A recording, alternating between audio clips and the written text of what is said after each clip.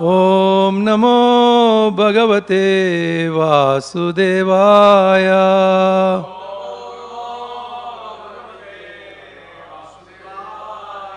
Om Namo Bhagavate Vasudevaya.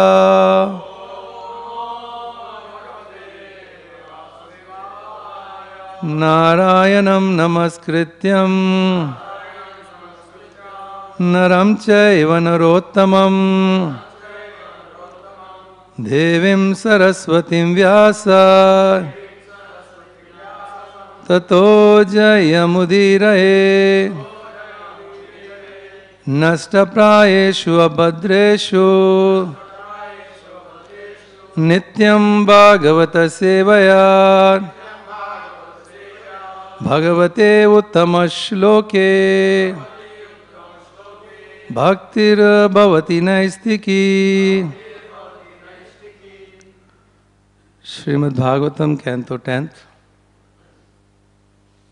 Chapter 15, titled The Killing of Dhenuka, the Ass Demon. Text number 17, 18, 19 and 20.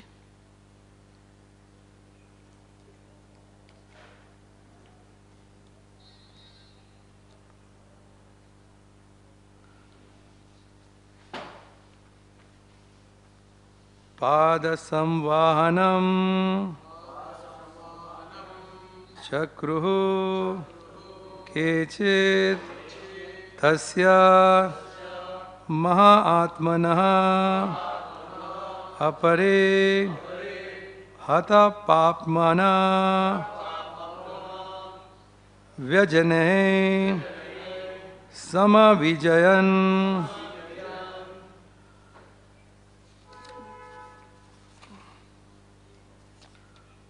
Padasamvahanam chakru Kechitasya Mahatmana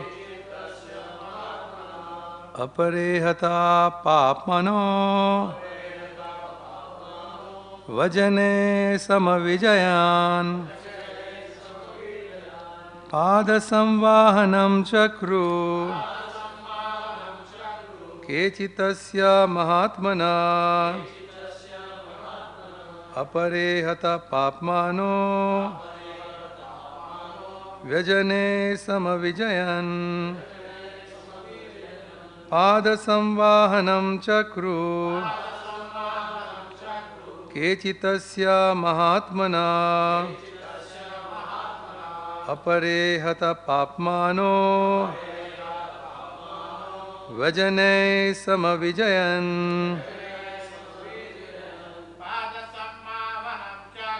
Papasamvahanam chakru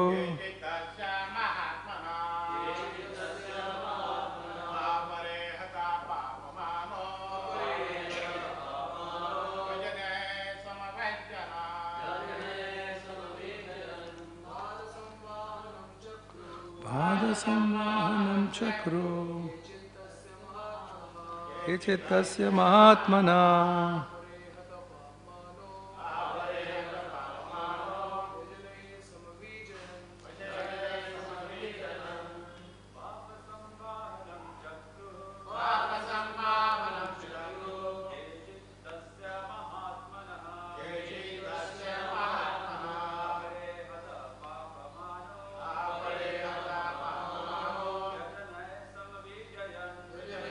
Samavijayan. Mataji's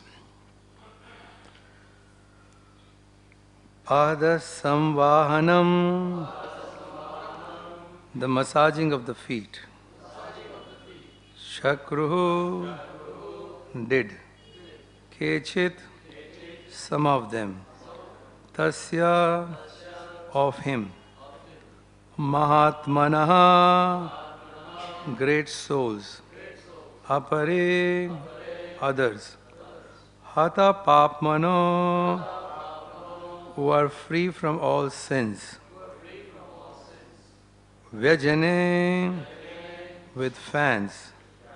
Sama Vijayan, perfectly fanned him. Translation and purport by disciples of His Divine Grace A.C. Bhaktivedanta Swami Prabhupada. Some of his cowherd boys, who were all great souls, would then massage his lotus feet, and others, qualified by being free of all sin, would expertly fan the Supreme Lord. Purport: the word Sama Vijayan indicates that the cowherd boys fan the Lord very carefully and expertly, creating gentle and cooling breezes. We'll also recite or read 18, 19 and 20th verse. Anyatad anurupani manojnani mahatmana gayanti sma maharaja sneha klinna dhyashane. My dear king, other boys would sing enchanting songs appropriate to the occasion, and their hearts would melt out of love for the Lord. Evam nigudatma gati swamayaya gopatma jatvam chariter vidabhayan reme rama lalita pada pallavo gramye samam gramya vad isha chestita. In this way, the Supreme Lord, whose soft lotus feet are personally attended by the goddess of fortune, concealed his transcendental opulences by his internal potency, and acted like the son of a cowherd. Yet, even while enjoying like a village boy in the company of other village residents, he often exhibited feats only God could perform. Shri Dama Nama Gopalo Rama Keshava Sakha Subalat Stoka Krishnadhya Gopa Premne Dhamma Bruvan. Once some of the cowherd boys, Sri Dhama, the very close friend of Rama and Krishna, along with Subala, Stoka Krishna and others, lovingly spoke the following words. So there is purport here. The word Premna, with love, indicates that the request the cowherd boys are about to place before Lord Krishna and Lord Balarama is motivated by love, not personal desire. The cowherd boys were eager for Krishna and Balarama to exhibit their pastimes of killing demons and to enjoy the delicious fruits of the Thala forest. Therefore, they made the following request. Om Ajnanatimirandasya Jnananjana Shalakaya Chakshurun Militam Yena Tasmai Shri Guruve Namaha. Shri Chaitanya Manobishtam Stapitam Yena Bhutale Swayam Rupa Kadamayam Dadati Swapadantikam Vandeham Shri Guru Shri Yuta Padakamalam Shri Guru Vaishnavam Cha Shri Rupam Sagrajatam Sagana Raghunatham Vitam Tam Sajivam Sadvaitam Savadutam Parijana Sahitam Krishna Chaitanya Devam Shri Radha Krishna Padam Sagana Lalita Shri Vishakhanvitam Sya Namahom Vishnu Padaya Krishna Prastaya Bhutale Srimate Bhaktivedanta Swamine Iti Namine Namaste Saraswati Deve Gauravani Pracharine Nirvishesha Shunyavadi Pasyatya Deshatarine Vancha Kalpatarubhyasya Kripa Sindhu Evacha Patitanam Pavanebhyo Vaishnavebhyo Namo Namaha. Namo Mahavadanyaya Krishna Prema Pradayate Krishnaya Krishna Chaitanya Namine Gauratvise Namaha. He Krishna Karuna Sindhu Dinabandhu Jagatpate Gopesha Gopika Kanta Radha Kanta Namostute. Tapta Kanchana Gaurangi Radhe Vrindavaneshwari Rishabhanu Sute Devi Pranamami Hari Priye Shri Krishna Chaitanya Prabhu Nityananda Shri Advaita Gadadhar Shri Vasadi Gaura Bhakta Vrinda Hare Krishna Krishna Krishna Hare Hare Hare Rama Rama Rama Hare Hare.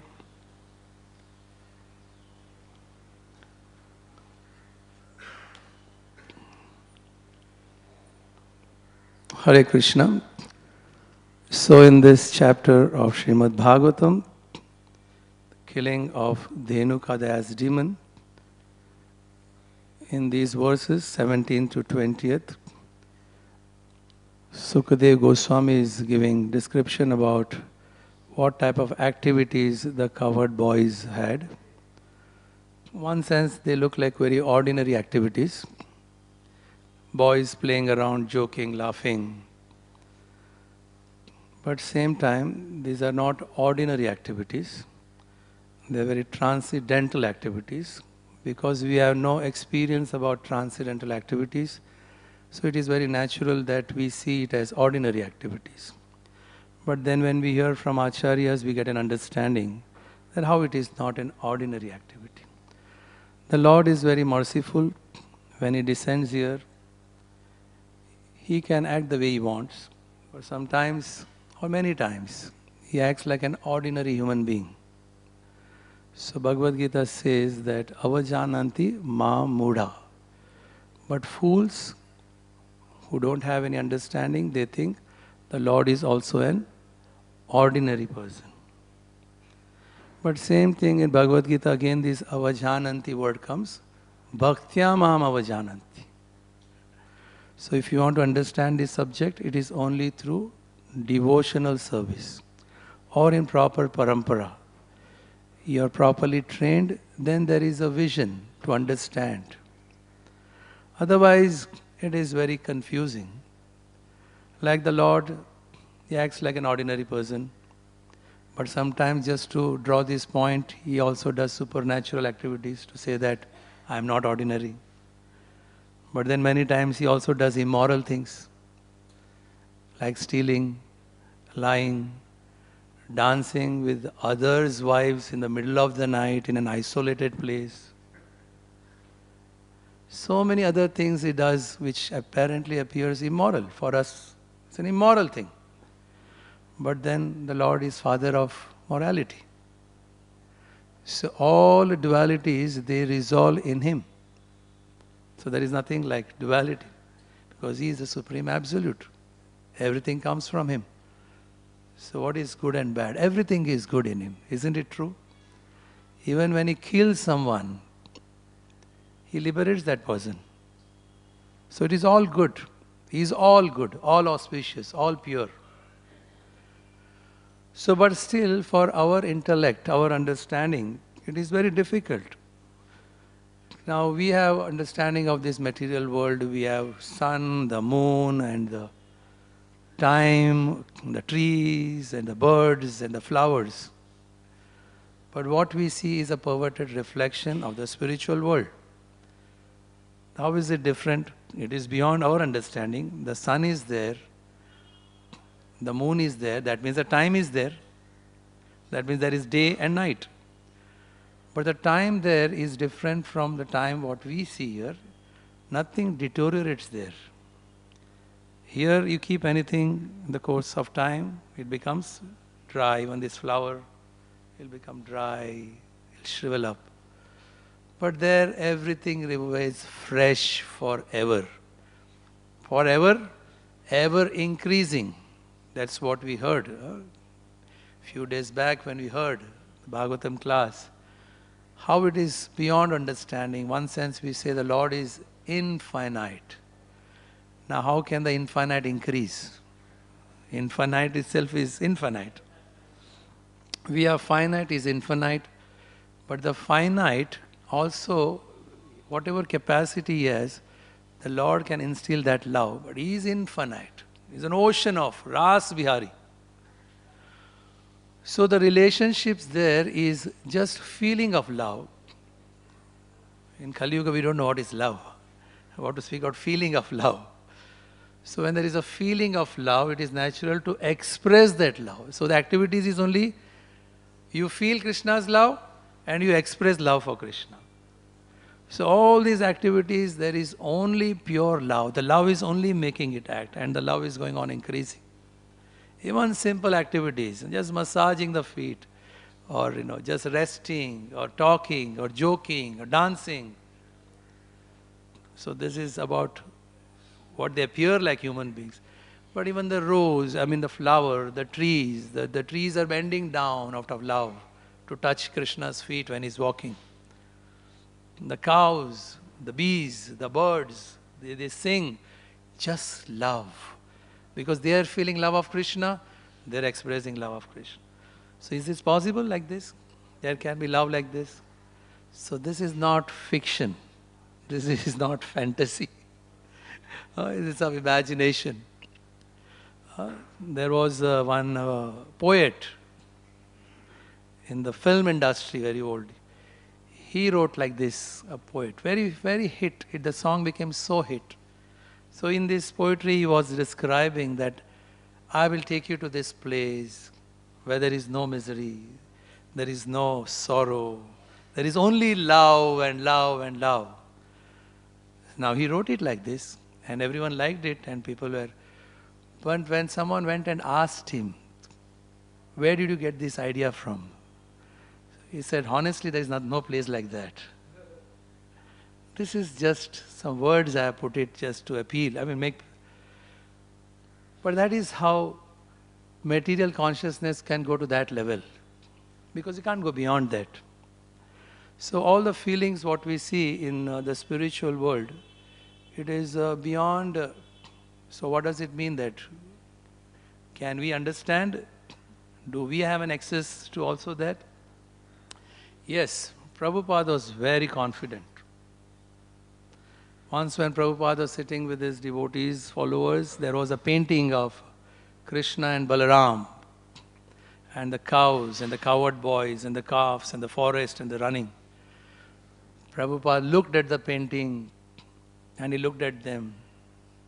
Will you like to go there? So it is not fiction, it is not fantasy. It's a place, it is existing, it is real. But how to go there is only through proper training, proper guidance, in proper parampara. So the consciousness, when it develops, that time it is very natural that these feelings will arise. So this is how the sadhana means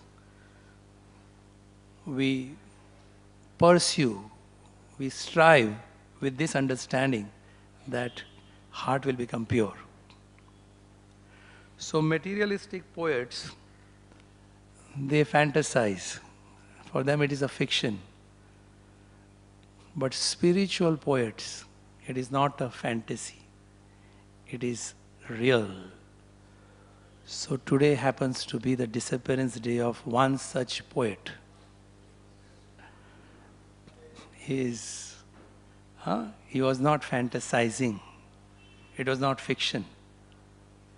He was directly visualizing, seeing, and he was writing it down. So in their association, we have an access to understand. Of course, faith is a sacred gift. Only it is through faith. So we will spend some time just hearing about who was Jayadeva Goswami. Of course, Jayadeva Goswami we don't discuss much. In our Sampradaya, the Shad Goswamis are very famous. And we read his literature. But Jayadeva Goswami said that his literature are very esoteric. It is only for very advanced people. One of the poetry what he wrote, Geet Govind, is for very advanced. Those who don't have any material contamination. those who are not bound by the material modes, those who are liberated, they can only understand. So in short, Jayadeva Goswami was a Brahmin by birth. Right from his early days, he was a saint. But by some will of providence, he found deities under a river, Radha Madhav. So he was worshipping those deities with a lot of feelings, devotion. So this was a place where there was a king. His name was Lakshman Sen. So this king was very pious, also a devotee. So one day he heard his minister chanting some stotra. So he was so impressed by that, so he asked, "Where is this you heard from?" Now what he was chanting was Dashavatara Stotram, which we also recite every day. Like when we say Namaste Narsingaya, then it ends with Tavakara. Keshava Drita Narahari Rupa Jaya Jagadishari. Now this is written by Jayadeva Goswami. So this minister, whose name was Govardhan Acharya, he was chanting this mantra, and the king was so impressed. He said, "Where did you hear this from?" So Govardhan Acharya said that there is one saint just the outskirts of our kingdom. He is living in a thatched roof. So he said, "I would like to meet him." So he would not like to meet you. You'll have to go in disguise. So this king was willing to go in disguise. So he dressed up like a mendicant, beggar. And he went to Jayadeva Goswami. He offered his obeisances. So immediately Jayadeva Goswami could recognize him. He said, "Who are you?" So he said, now when he said, "Who are you?" Now the king was a pious man and this was a saint and he could not lie. It's very difficult to lie, isn't it? If someone saintly asks you that, you can't hide. Your heart becomes open. No? So he said, "I am the king." So he said, "I would like you to come to my kingdom, stay in my palace, stay with me, become my guru." So Jayadeva Goswami immediately responded, "To associate with a materialistic person like you, king, he is like willingly taking poison. What to speak about staying with you in your palace? I would not even stay in your kingdom. I am just walking out from here and I am leaving this place and going to Jagannath Puri." See, now this was a big insult to the king, one sense. Because the king was also a devotee, he was not hurt. He rather felt very grateful. So immediately said, "Please, don't do that. Your footprints are decorating my kingdom. Please don't leave. I will not disturb you. I will never come to meet you. But there is a nice place across river Ganges. I'll build a cottage for you. You can stay there. And I will not come to disturb. I will never ever see you again." Now this only shows about the greatness of the king. Otherwise, a materialistic person really, if he is insulted, he could have just ignored, or he could have just walked away, or he would have kept some revengeful feelings, or you could have even punished if he wanted. "How can you insult me? I am the king." But this is what was the greatness, and Jayadeva Goswami could also recognize his greatness. So he immediately said, "I was just testing you. I know you are a devotee. So you can come any time and meet me. You can get inspiration and you can be there with me anytime." So this way the king then built a cottage across Ganges and he was staying there, Jayadeva Goswami. And he and his wife, they would worship. Her name was Padmavati. This place was famous for champa flowers across the Ganges, which is there in Navadvip. This place is still there. So Jayadeva Goswami would worship Radha Madhav with a lot of devotion. he would decorate the flower with the deities with the champa flowers. And one day something very amazing happened. Amazing thing happened. He and his wife saw something very amazing. Radha Madhav, suddenly they merged and Gauranga Mahaprabhu revealed to them in his golden form, long arms, hair long, black, beautiful lotus eyes. So when they saw that beautiful form, naturally in their heart, that feelings came and they surrendered their life. And that time, he said, now, you should go to Jagannath Puri. You already told once. He had told the king that I would leave and go to Jagannath Puri. You already have said. So you should go to Jagannath Puri. They were shocked, because they saw the beautiful form. And not only that, he said, this is my abode. And very soon I am going to come here in this form. And I'm going to establish Yuga Dharma. And I'm going to distribute love of God by establishing congregational chanting. So they felt so sad. If this is your abode and you're going to come, then why should we leave? But he said, you should leave because Jagannath is waiting for you. So Lord then disappeared. But then they were looking back at the abode. What offense did we commit? What sin did we commit that we had to leave this place? I'm sure we have done something wrong. So when they were lamenting with a regretful heart, there was a divine sound from the sky. He said, Jayadeva Goswami, you don't regret. Jagannath is waiting for you. You go and serve Jagannath there. And after you leave this body, you will be eternally coming back and staying in Navadvip.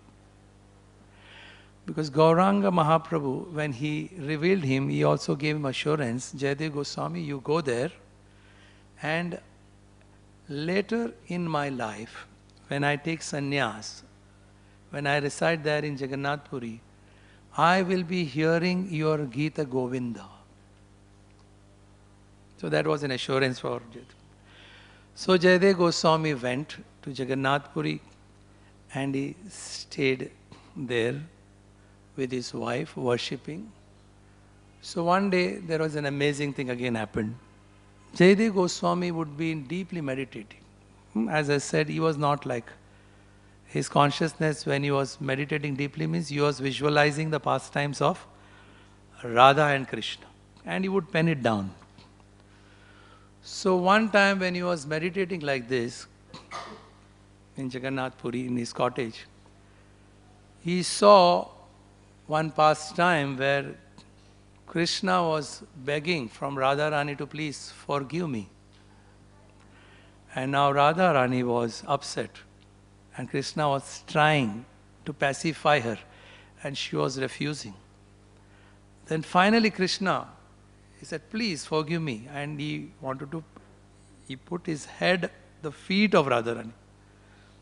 Now this he saw, but then his hand started trembling. But then how can I write this? His body was trembling. He was feeling that no, if I write this, what about all the sages they are worshipping Krishna? They would not like that Krishna is putting his head at the feet of Radharani. So he was not very sure. So he left his pen there and he told his wife, I am going to take bath in the ocean. So when I come back, I will take prasad. So Jayadeva Goswami left home to the ocean to take bath. And within few minutes, Jayadeva Goswami came back. But this time it was not Jayadeva Goswami. It was Lord Jagannath disguised as Jayadeva Goswami. He was exactly like Jayadeva Goswami. His everything, maybe a wrinkle or the hair or the way he talks, the dress, what he was carrying, the way he was speaking. His wife obviously could not. But she was a little surprised that you were supposed to go for bath. How did you come so early? So he said, no, on the way I remembered, something. So I thought I'll come and finish it. So he wrote down. He means Lord. Wherever it is left, he wrote down exactly like Jayadeva Goswami's handwriting. He finished that how Radha was, how Krishna's head was at the feet of Radharani. And she served him prasad. Prasad was there, thinking it is her husband. He accepted prasad, he took prasad, and he left. After some times, Jayadeva Goswami came wet. So what happened? How came he came so early? He said, why are you asking me that I came early? But you just now you came, you went, but again you came. He said, what are you talking about? He said, now serve me prasad. So you already had prasad. So he was a little confused. He said, there's something wrong. He went and checked the book where he was writing. He was shocked to see where he had left it. It was complete. All the verses were complete. Exactly what he was thinking to write, which he didn't write, the Lord had finished it. So he immediately understood that it was Lord Jagannath. He was in ecstasy. He started crying and telling wife, you are so fortunate. I am so unfortunate. I could not see him, but you could see him. You could serve him, and he accepted your prasad. He accepted it. How great you are. So this is one such episode in Jayadeva Goswami's life, how the Lord was, how much he loved him. He was in direct relationship with him. But then there is, of course, we read all this, we hear about their lifestyle is also to get inspiration, that what type of qualities they had. So there is one such event happened in Jayadeva Goswami's life. It's very inspiring for all of us, sadhakas. So one day Jayadeva Goswami could see that there is a festival coming up. So he wanted to celebrate that festival. But he didn't have any money. He was a poor Brahmin. So he decided that let me go to some another village. Maybe I can recite some mantra, chant some poetry, and raise some funds. So he did that. And after doing that, he was on the way back to his house. So he was coming. That time there were some robbers, thieves, dacoits. They caught hold of him. They took away all his money. Then they seriously injured him. They cut his hands. Means they chopped, means they caused serious injuries on his extremities, hands and legs, and pulled him and threw him in an isolated well in the middle of a field. No man's area. No one would go there. Just for him to die. Now Jayadeva Goswami is a devotee. He has full faith that whatever happens is by the will of Lord. And here he is in the pit. There is nothing. For 3 days he was there without food, water, what to speak about sleeping. What would a devotee do in that state? He was just seeking mercy of the Lord. He was chanting. He was chanting Lord's names loudly. By the will of Lord, of course, Paramatma is there in everyone's heart. There was a king that time, after 3 days. This is after 3 days. 3 days he was in the well. A king was on expedition hunting. So the Paramatma drew the king to come to that no-man area. It had to happen. So when he came, he saw there is someone there crying out loudly, screaming for the Lord's name he was chanting. So he pulled him out. He saw his injuries. He took him to the palace. He and his queen, they nursed him. They brought him back to healthy state. And after that, when he started speaking, when a saintly person starts speaking, people who are very pure, obviously they will realize. So they immediately understood that he is not an ordinary person. They surrendered their life. So he became a Pandit for the whole kingdom. So the one which started as a crisis in his life, it turned out to be a benediction. and he started propagating Krishna consciousness all over the kingdom because now he has recognized. So one day it so happened, the same robbers and thieves who came to the kingdom to check the kingdom, obviously the intention was to steal, but they came disguised as Vaishnavas. They came wearing tilak, kantimala, kurta, dhoti, maybe chanting beads. Vaishnavas. Now who came to receive them when they came to this kingdom? Jayadeva Goswami. Now Jayadeva Goswami saw them, they saw him, and both recognized each other. But didn't say anything. Jayadeva Goswami behaved in such a way, no animosity. He gave them such a grand welcome because they are saints. He knows they are not saints. They have evil things in their heart. He invited them on behalf of the king. He gave them accommodation. He arranged for a feast for them. Now see the nature of evil-minded person. They can't believe this because they knew that he has recognized us. So they said, he is up to something. He is going to trap us and he is going to punish us. This is how, like Prabhupada says, that what type of a consciousness we have, that is what we see in others. Prabhupada gives this analogy. If you wear rose-colored glass, you see everything rose. If you wear yellow-colored glass, you see everything yellow. If you have clear glass, then you see everything as it is. So those who have love in their heart, they see that everyone has something very loving. Everyone is loving. But if you have envy in our heart, naturally we see that others are envious of us. So whatever is there in our consciousness, we see. It is not that other people have that problem. So Jayadeva Goswami didn't have anything. He was just seeing, looking out for that inclination, whether they have some for service. This is what he said about a preacher. This is how a preacher acts. Preacher is always looking out for some spark in anyone, Even if he's externally a sinful person, if he has some spark of, inclination to serve, and he just fans that spark, fans, and then that spark becomes a fire, and that fire destroys all his misconceptions and all the illusory understandings.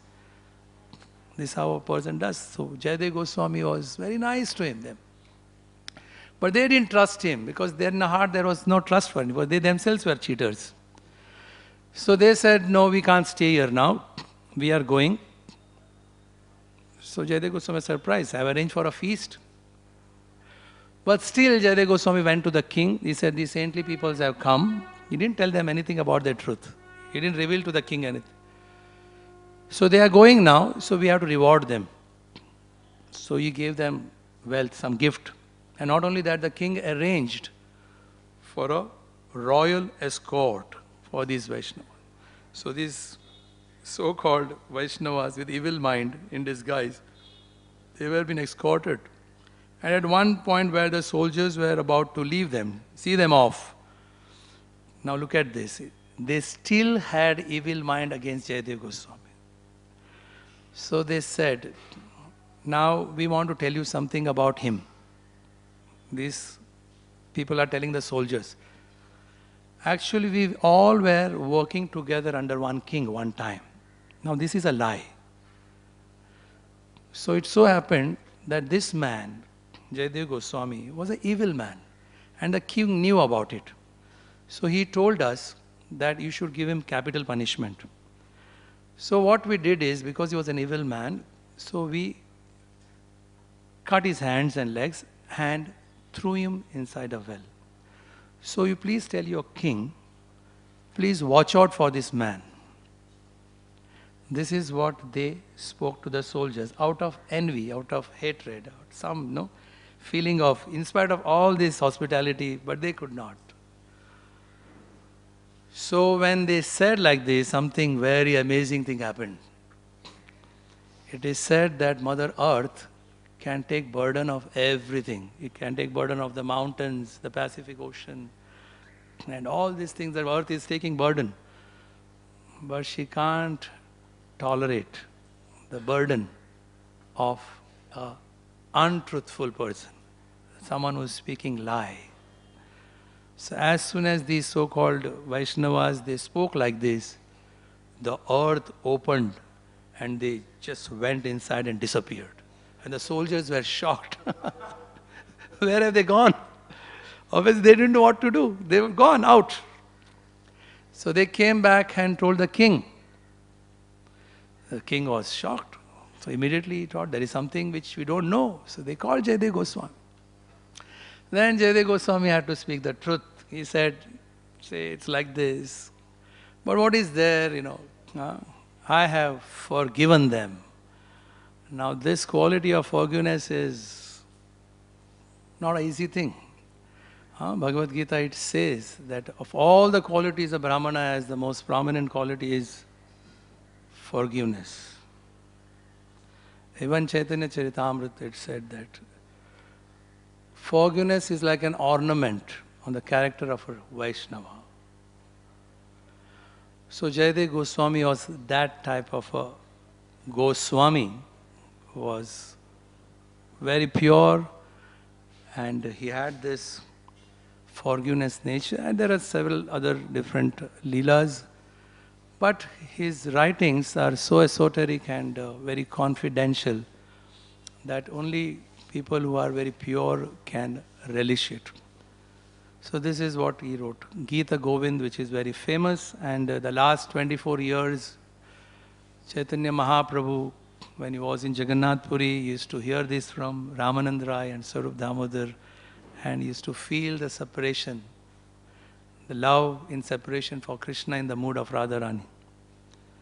So today happens to be the disappearance day of Jayadeva Goswami. So when we hear this, we should know that when we talk about these pastimes of cowherd boys and Krishna, they're loving, and it is not something cheap. To have access to this, we should be qualified. And the qualification comes through proper sadhana under proper guidance. So in Bhagavad Gita, there is one verse which says, Janma Karma, very popular verse, the Lord's birth and activities. If anyone who understands, it says, it understands, he will come back to me. So one sense, we have understood, Lord's appearance, how he appears to Devaki and Vasudev, and his activities are not transcendental. I have understood. So once this question was asked to His Holiness Radhanath Maharaj, someone was sitting close and he was saying, Maharaj, now I have understood his janma and karma. What does it understand means what? So you want to know what he said? What does understand mean? Understand means to stand under the feet of your spiritual master. Understand. So it is not that understand. You know that, like Prabhupada. How much you try to understand, Prabhupada becomes, the more and more great become. How is Prabhupada like this? So similarly, all these things we feel we have understood, but it is beyond our understanding. It is unlimited. When Brahma can't understand what to speak about. Brahma is, what a Brahma, 4 heads, what intelligence. But he can get bewildered. So, in this chapter of Srimad Bhagavatam, of course, these cowherd boys, they are only expressing their love, as it is said here in this verse number 20. Once some of the cowherd boys, Sri Dhama, the very close friend of Rama and Krishna, along with Subala, Stoka Krishna and others, lovingly spoke the following words. The word is Premne Dham, Premne, with love. So there is no selfish interest, there is no personal agenda. As Devamrit Swami Maharaj was saying, otherwise we have some deficiency, so there is a purpose for what we do. Then you can't be the enjoyer, you can't enjoy. Real enjoyment is when you are full. There is nothing, just love. So you're feeling the love, you're expressing the love. So there is a place like that, and that is the spiritual world. And in Srimad Bhagavatam, we are getting an understanding that these activities are there between the cowherd boys, what to speak about the gopis and what to speak about Nanda Maharaj. And so here, of course, it's about the trees and birds and bees. And so there is a place like that, and that is spiritual world. It is not that you have to leave this body to experience that. You can experience living in this body, provided you are qualified. So the qualification comes through Prabhupada's mercy, what instructions he has given us. If we follow, slowly you will experience that joy of. Then obviously, then there is no problem with dealing with each other. It will be only love. Hare Krishna. Thank you very much. Srimad Bhagavat Puran ki